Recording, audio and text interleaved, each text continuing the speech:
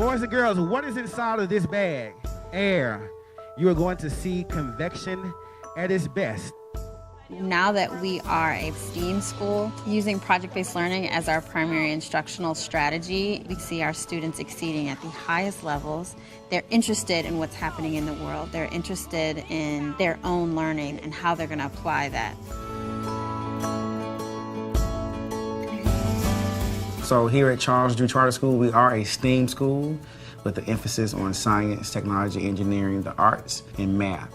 Our kids not only get the regular curriculum, but they also have classes like science lab with me, robotics, engineering, art, chorus, band. This is called a flute. I'm taking dance and orchestra right now. I like technology too. I like science, and I like to learn about how things work. Well, for us, project-based learning and STEAM can't really be separated. Instead of teaching these skills and these disciplines in isolation, we collaborate and work together. Our students are making connections between these disciplines. We know that the careers that are going to be available are in STEAM fields. We use project-based learning to help our students to be successful in those careers. Project-based learning is not just creating a project. It is not teaching theme units. It's solving a problem. The project is a product that students create in order to solve a problem. It's a project that needs to have an audience and needs to have a lasting impact. So across the entire building, teams collaborate to plan project-based learning instruction. So ideally, what we're going to do is look at these essential elements. We'd focus on one project-based learning unit that integrates all of the subject areas each quarter. The teachers work together to look at their standards, look at what's relevant for our students, what's happening in the world, and design a driving question. I like it a lot because there's like one question, one big picture. I like big pictures, but I also like that you can like ask little questions within the big question. A big standard in third grade is teaching about heat. We wanted to see if students could figure out a problem within their community that they could solve using heat. We immediately thought of a snowpocalypse. Heat played an important role, whether it was related to the weather or how Atlantans coped. There was just coldness and snow and ice, and so heat plays a really good part to keep us warm. We eventually arrived at the question of how can we better prepare for Atlanta's changing weather. We went in this direction because we knew that it affected a lot of their families, it affected our school.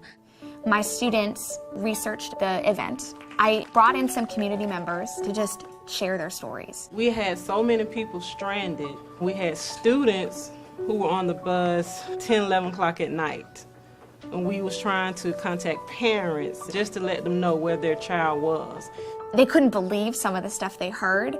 And that, to me, was this very organic way that they arrived at this problem and this feeling of, I want to do something about it. We are going to be thinking of some ways to help Atlantans better prepare for weather like this. The teachers may have designed a project that's going to guide the students in a direction, but the students have a big role helping to design products that will solve those problems. My class came up with some type of safety case that would help them if they were stranded. So they'll do certain little mini projects along the way, like a solar oven. We're going to talk about insulation. They'll test different materials to see what are good conductors of heat and to see how could these everyday materials fit into your kit.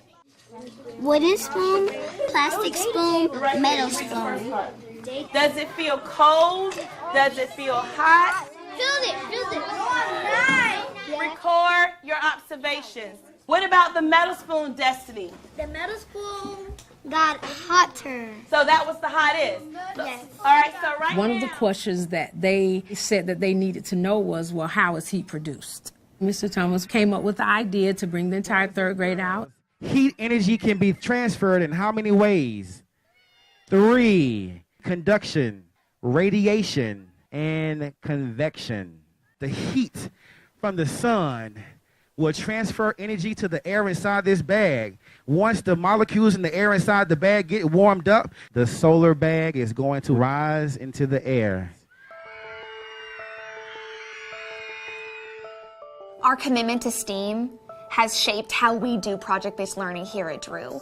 Technology, science, engineering, that all factors into what we're looking for the students to be able to do when they're answering this driving question. We see our students collaborating naturally to solve problems, not just the ones presented to them by teachers, but the ones that they just face every day.